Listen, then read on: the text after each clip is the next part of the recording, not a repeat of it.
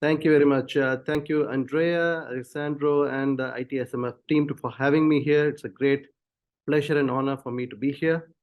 My name is Sridhar Iyengar. I work with Zoho. I'm responsible for our business here.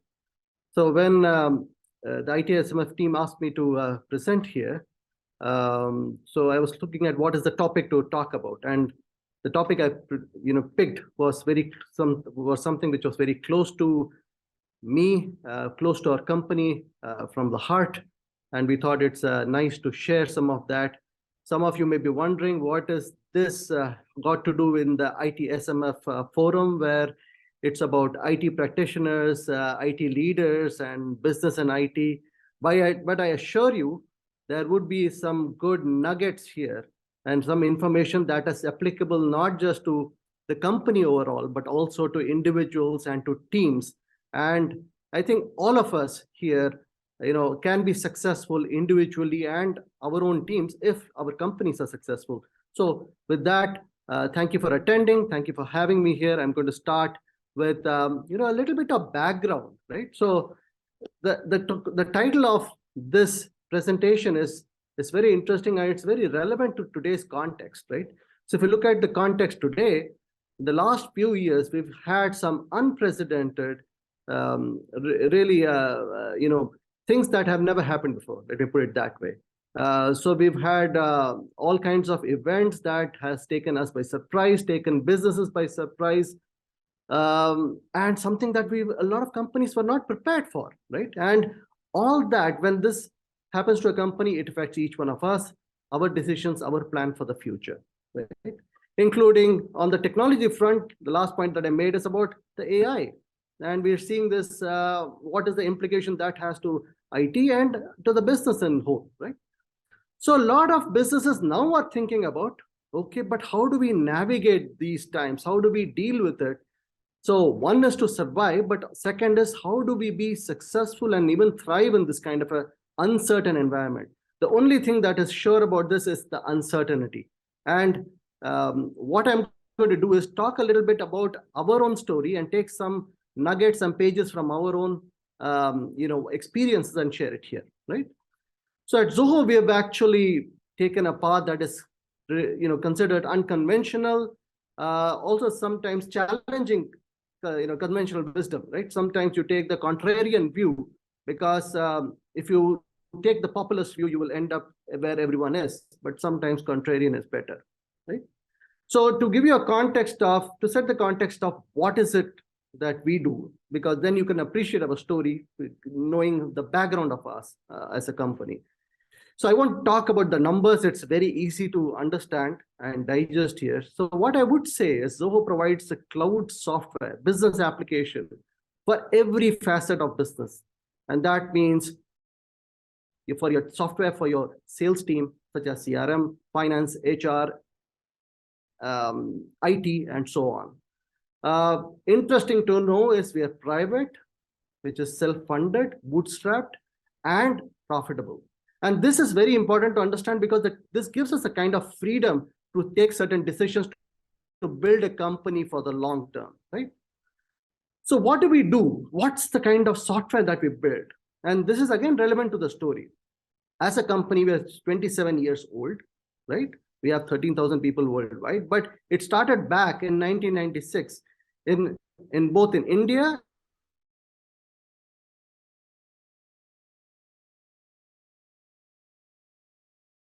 and see built up.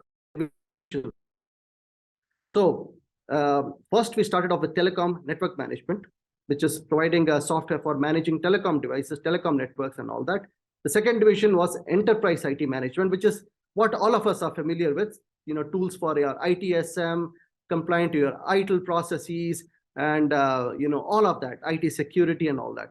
And the third one is, of course, the cloud business application, which is the Zoho brand of products, right? So if you look at it, these are three very different markets, right? And the interesting point to know is the software that was built by people, by our own teams in each one of these divisions, was done by people who had no prior experience of building something like that, right? But these were two, if you look at the timeline there, 1996 started, but 2001, which was a very turbulent time if you look at the history, right? So I'm going to put this on a bit of a timeline. So if you look at 2001 was turbulent in the technology world because that was the first dot-com bubble, the bubble, right? And 2008 was the financial crisis, as we all know. And these two inflection points actually forced us to think different and to innovate and diversify into something new, because you always have to reinvent yourself as a company and do it differently so that you disrupt yourself before the market or competition disrupts you, right? And this has helped us navigate these turbulent times, right? So if you look at 27 years, long time, you have a lot of good, you have a bad, and you have the ugly, right? So which means you will see the good times, but also bad times, and you have to prepare for that. And that's going to be the crux of my presentation, which is navigating for the long term, right? So one thing was very clear for us. We have to build a business for the long term, right? And that means you have to make time your friend. And that also means you need patience and time, not just from a company standpoint, but also from a people standpoint, which means that everything that you build and people that you hire, the way you do it requires patience and time. And this was one fundamental philosophy that means that we are not in the game of exiting the business. We want to do this long term because we love doing it and we don't want to do anything else. So that was the hypothesis of this entire foundation that we built. And when you do that and you want to build a business for the long term, a key part of that is building resilience. Because if you want to do it for the long term, you will see the good times, but also the bad times. So how do you build your foundation to last and even face the bad times? And some of this we are facing now. I mean, we've gone through a boom cycle in the last 5 to 10 years.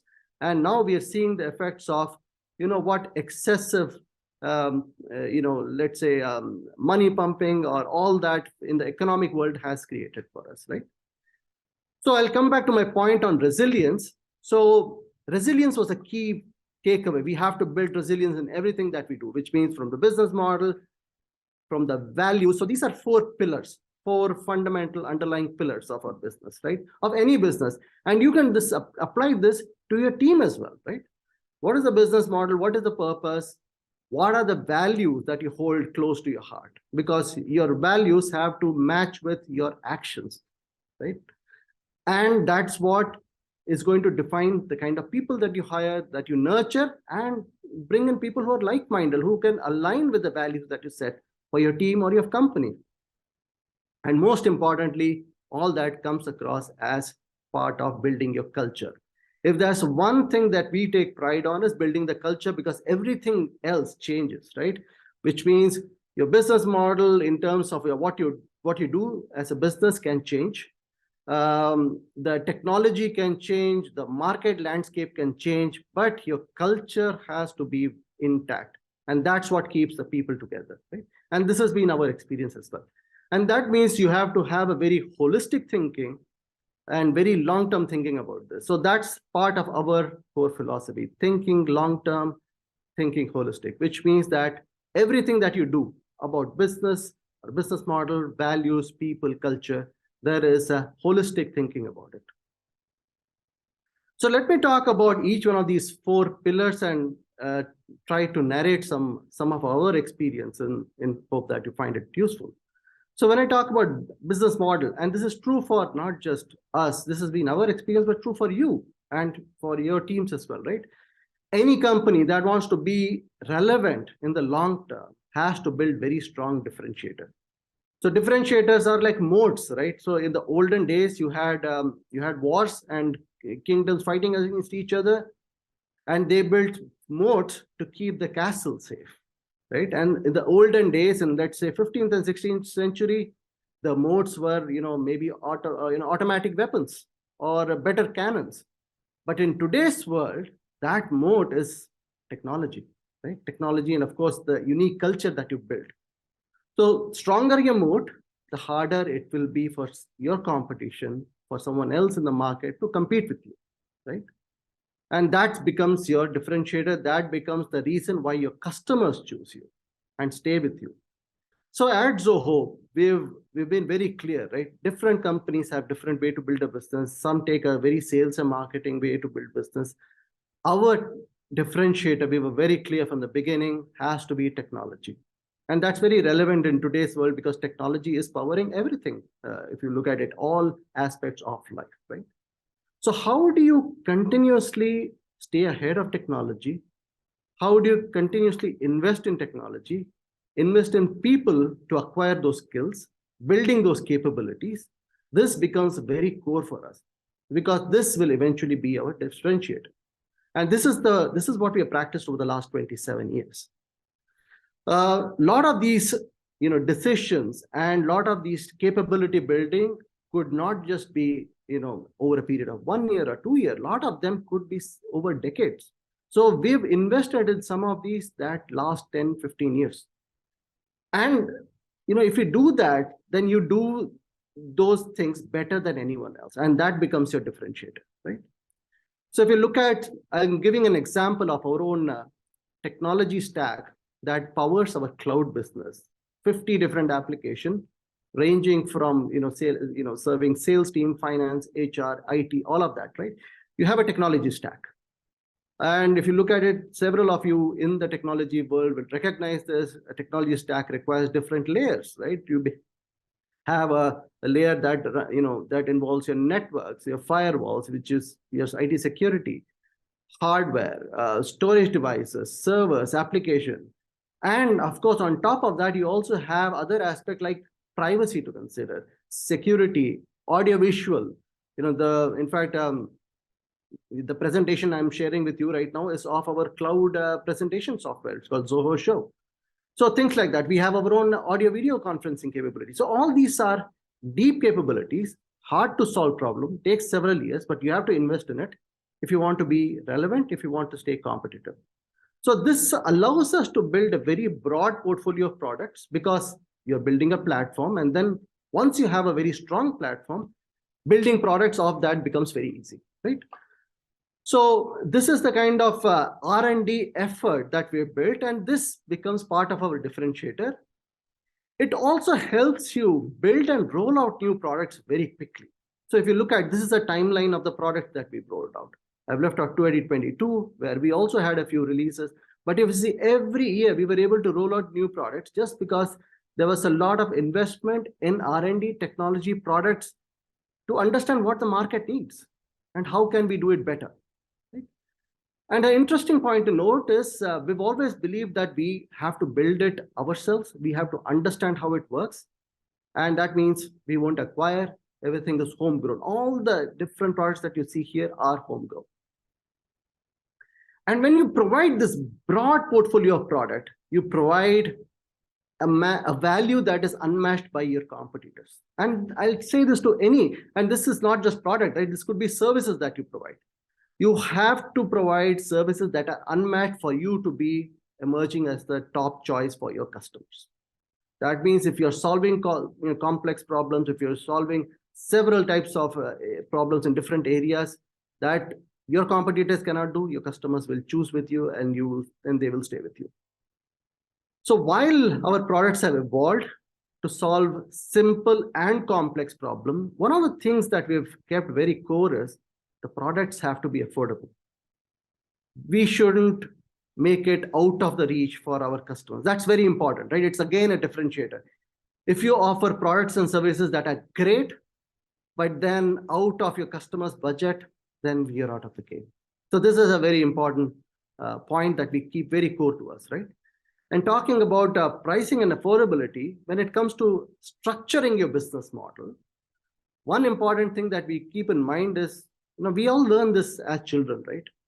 Staying grounded, being disciplined, which means that if you earn, let's say 100 euros, you have to spend less than that. But as we grow up, right, we turn to develop some bad habits. If you earn 100, we spend sometimes 200 on different things. It could be sales, marketing, and we think that's the best way to run business. At Zoho, we have taken a contrarian view, right? We think that if we have to stay profitable, if we have to be there for the long term, if we have to be a vendor of choice for our customers, we have to be disciplined and grounded. And one of the things we see this is this dilemma in the SaaS world, right? If you see in the SaaS world, there's so much of money and funding being pumped that most of the SaaS companies are unprofitable, right? And if you see, where do those costs come from? And this is something that we feel that any company should control. It comes from the input. If your input cost structure is high, you cannot price your software affordably, and you become very expensive vendor for your customers. And cost could be sales and marketing cost of running your business. I have a point on that. Office location, right? If you're putting up offices in, let's say, top-notch cities in the highest towers, it's going to be expensive. Who's going to pay for it? You're going to pass it on to your customers, and you become, an expensive vendor for them. Experiments are very useful because only if you experiment, you will know if you're onto a new technology, a new trend, if you want to invest in it. But there is a way to do it. You can start with small experiments, incrementally grow, and do it in a very frugal way. Frugal innovation is what we call it.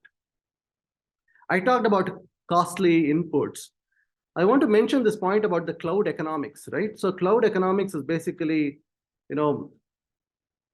as you scale up, a lot of companies here, you would be using cloud to power your own IT and your business. And you might discover that over a period of time, it becomes too expensive to host it on a public cloud provider. This is the reason we run our own data centers for all our 80 million users. And this provides a tremendous saving that helps us keep our software prices affordable and become a vendor of choice for our own customers. So if you looked at our products, either on the Zoho side or on the managed engine side, which has tools like itSM, you will recognize this. Also, one internal philosophy is we use no external software, zero, for a company of 13,000 people with offices worldwide serving, all these global customers. We have zero software. This is something that we use internally. If we use internally, it also gives us the feedback to improve it and provide a better user experience to our customers. That's a fun fact on the side. I talked about business model. I'm going to talk about values, right? One core value that any company that is planning to be relevant in the long term is to build trust with their customer. It's not just about words, right? It's also about the actions that you take.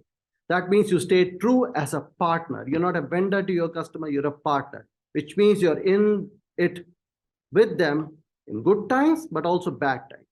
That means in good times, you don't go ahead and extract maximum value or maximum profitability for customers. You still say a relevant, good partner to them. And one of the philosophy that we hold very closely to our heart is we're committed to serve the market. We're not here to exit. That means as a partner, you want to stay with your customers for long term. And also offer a very frictionless way for customers to either come in or for some reason, if they're not happy, let them go. That may be the best option sometimes. As part of our, the values is also keeping this sensitivity around privacy. Privacy looks and sounds very fashionable today, in context of GDPR and all that. But this was a decision that we took 27 years back, saying the business model is not going to be built on compromising customers' privacy, data privacy. They own the data and they are free to choose what they do for yourself. And this goes a long way in building up that trust, right? And if you see this, this will reflect in everything that we do, in all the products that we do. The third aspect is on the people side. We are in a people's game. Businesses are built by people. It's not built by software or machines and all that, right? So which means that you have to be extremely careful about who you hire and how you build up your teams. At Zoho, our philosophy has been we hire for attitude and availability.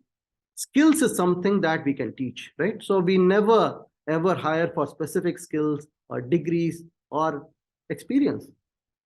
In fact, interestingly, we create our own talent. I'll explain what that means. So we have something called Zoho Schools of Learning, where we take in very young people who never went to college, right? Either they could not afford it because, in fact, this experiment started 18 years back in India, where some people could not afford to go to college, right?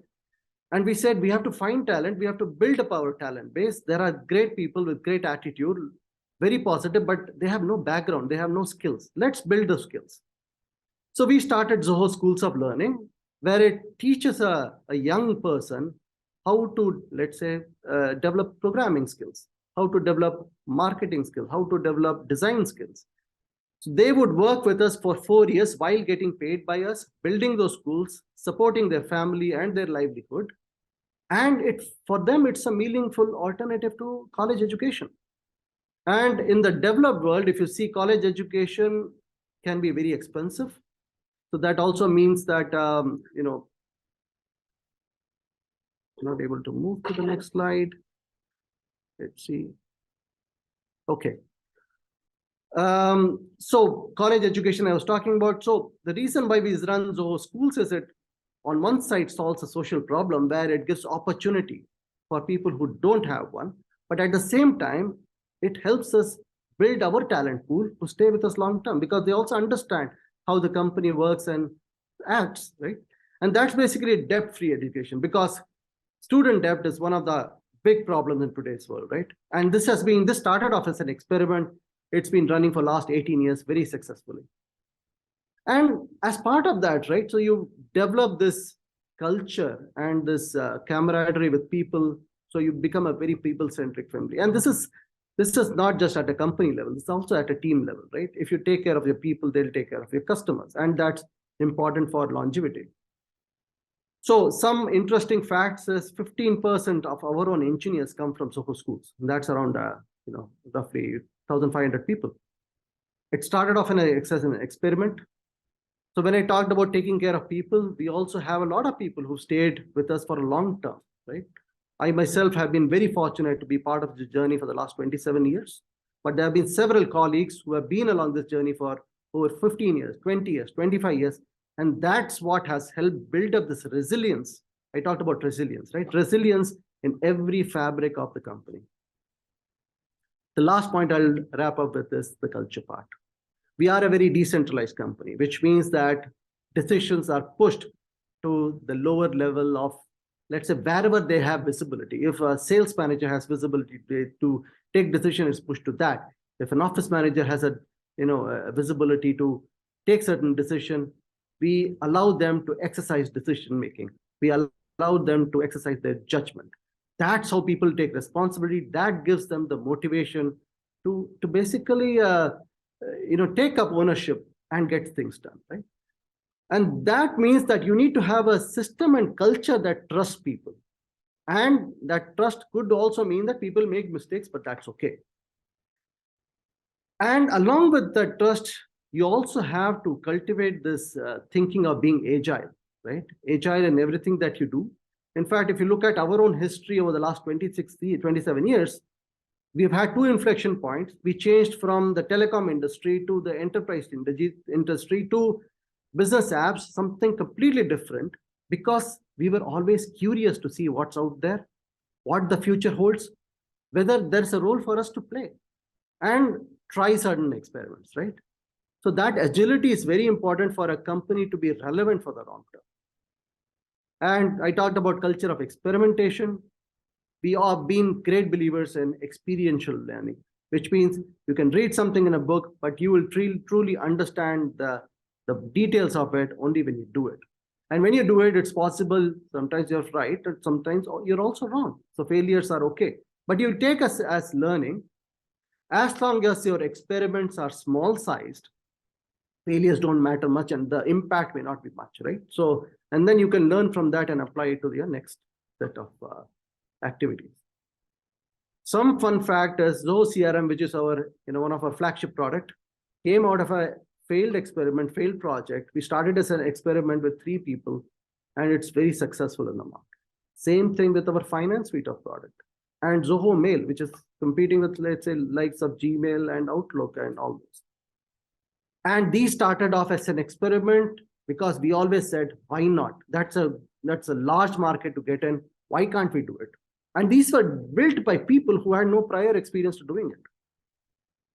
So if you look at it, all these aspects are very connected. It's part of our thinking whole and thinking long-term. And you can't have all these work in independence, right? So we always believe that, culture, spirit, passion always keeps a company very vibrant. And then you have strategy that you built based on all of these. But only when they work together, your business will work together. And it's not just business. I'm talking about teams as well. You can apply this to your team. You can apply this to your own individual context. And I'm sure you will see great results. With that, I would like to thank everyone.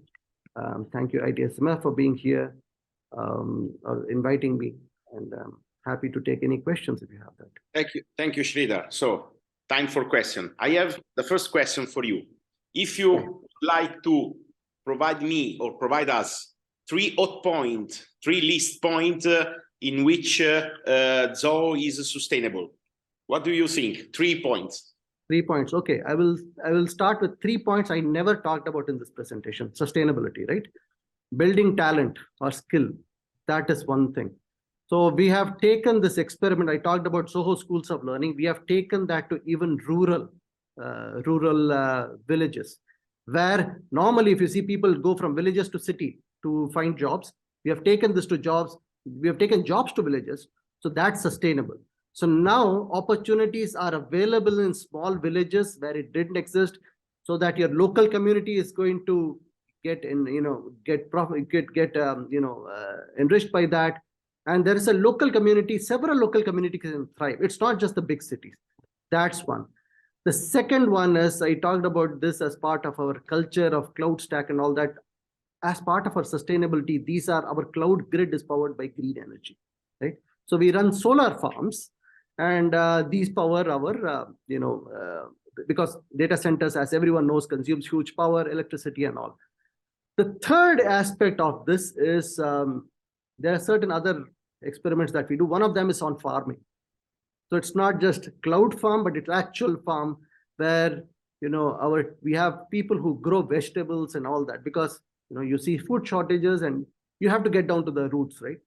So all these farms become part of our community activities in different places, which means we are trying to find out what are the different ways where farming can be improved, how technology can make a difference here. So we work with several partners there, we own teams there to make sure that this can become a very, let's say, viable initiative. So 3 different examples.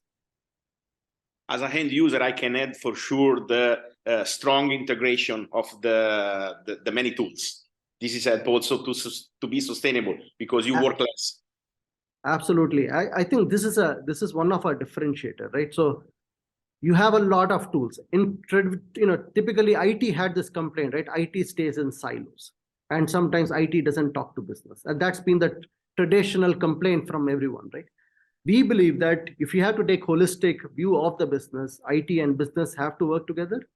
And this can happen only when the tools talk to each other, which means you need a common platform that allows this integration, contextual integration, right? It's not about, so for example, I'll give you this example. If I have to work on a document, on a presentation with my team, and if I need some information, I should be able to get it in the document itself, which means that you type something, you collaborate, you should be able to do an audio call from the document with your colleagues or set up a meeting from the document.